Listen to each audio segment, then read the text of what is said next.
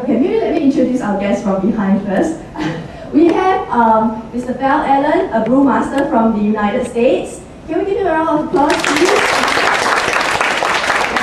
And we have our very own local glass artist, Miss Han Sok Fong. Can we also give a round of applause?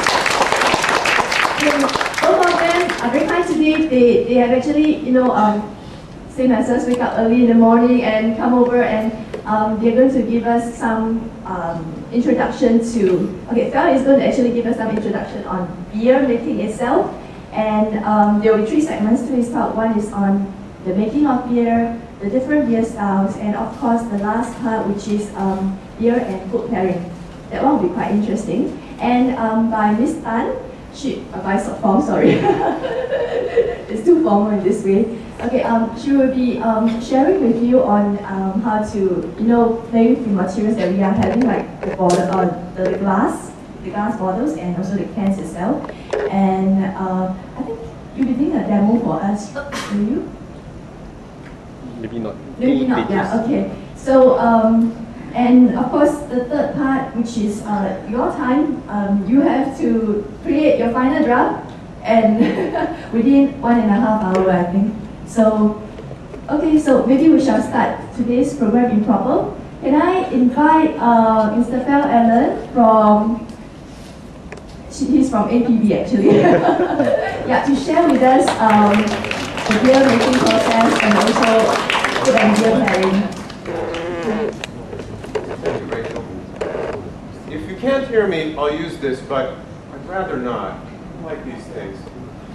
So we're going to talk a little bit about beer today. You guys are working on a project that involves beer, and I thought it'd be interesting if you know how beer is made and what ingredients it's made from. Rachel has brought 3 of the 4 ingredients that beer is made of. Beer is a very natural product. It's made with 4 different things: malt, water, hops, and yeast. And the malt and the hops are the 2 agricultural products that are grown. Malt is the seeds of a grass, and inside these seeds are carbohydrates.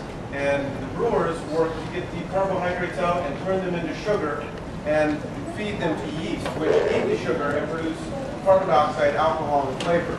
The hops are a flower from a vine, and this flower has a bitter component, and the brewers use that to extract the bitterness and to balance the sweetness of the malt.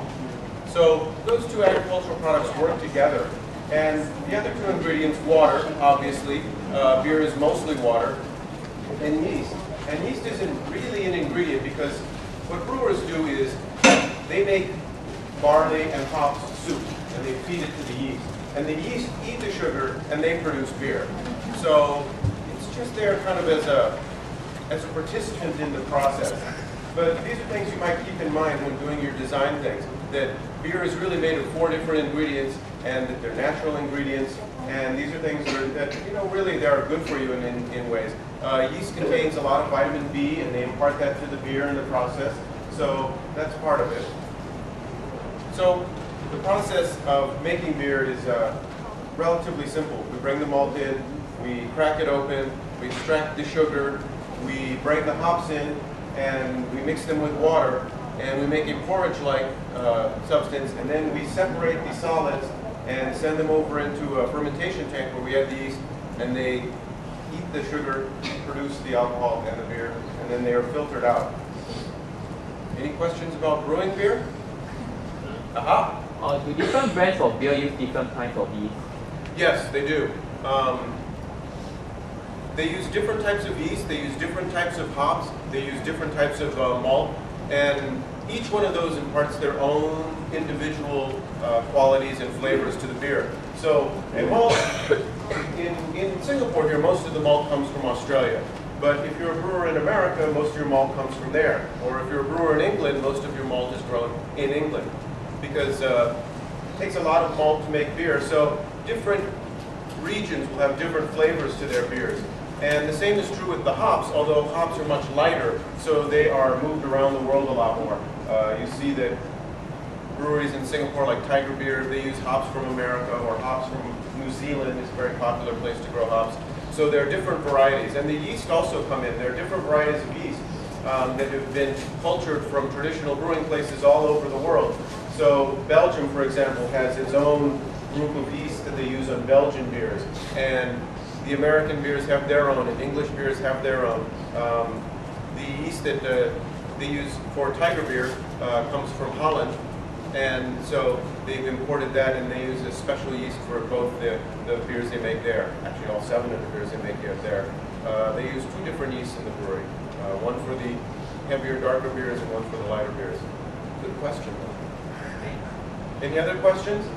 Actually, you can open up the little bags and smell the ingredients, or you can even taste the malt. I think some people want to taste quite nice. Yeah, so you have the different little bags, and you can open them up, and I encourage you to smell them, feel them, and I would recommend that you don't taste the darker malt, and that you don't actually taste the hops. The hops are very bitter. You can taste a little bit, and you'll see how bitter they are.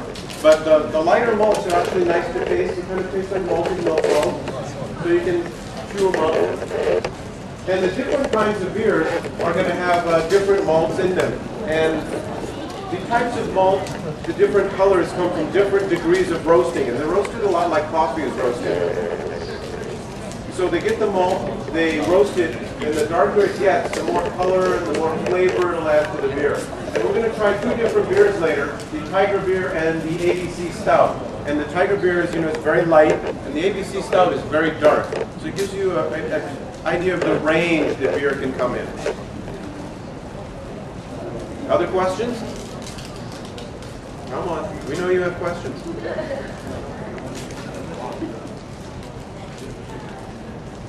Everybody get a chance to take a look at the malt?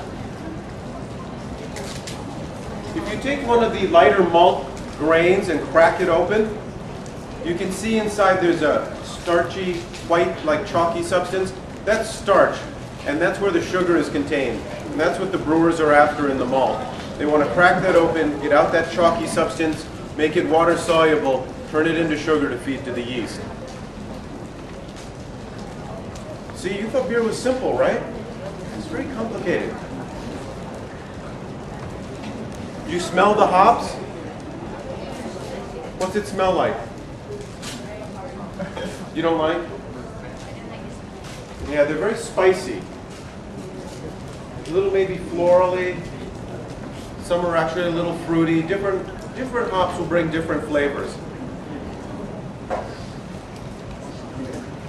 Anybody have thoughts, comments on the ingredients? Okay, fine. So, beer comes in 2 very basic different types. There's the general category of beer, and underneath that umbrella there's ale and lager. And to your question, ales are made with a separate kind of yeast than lagers are. Ales are fermented warm, and ales are like ABC Stout, Guinness, Kilkenny, a lot of the British beers. Those are ales. And those beers typically have more robust flavors. The warmer fermentation creates more robust flavors. And the lagers, Tiger, Heineken, Stella Artois, those beers are lagers, and they're cold fermented, and the colder fermentation is slower. And if you have any chemistry, you know that chemical reactions take place slower at colder temperatures. So a colder fermentation, the yeast are working slower, and they don't produce as much robust flavors. The flavors are a little more delicate, a little quieter. The beers are a little crisper, sharper, a little more thirst quenching. So your 2 main categories are ales, lagers. Ales are warm, lagers are cold. See, now when you guys go out drinking with your friends, you can impress them and say, oh yeah, that's a lager. It's going to be a little more delicate. And your friends are going to be like, wow. See, so now you have something to work with. Impress your friends. Any questions about ales, lagers, yeast? Okay. So we thought we'd also now try something. We'll try a little food in beer, because beer's been around for a very long time. Beer's been around probably 5,000 years, 6,000 years, and there are many anthropologists who believe that the reason that humans went from hunters and gatherers wandering to settled communities was because they needed a constant supply of grain or fruit to ferment to make beer or wine.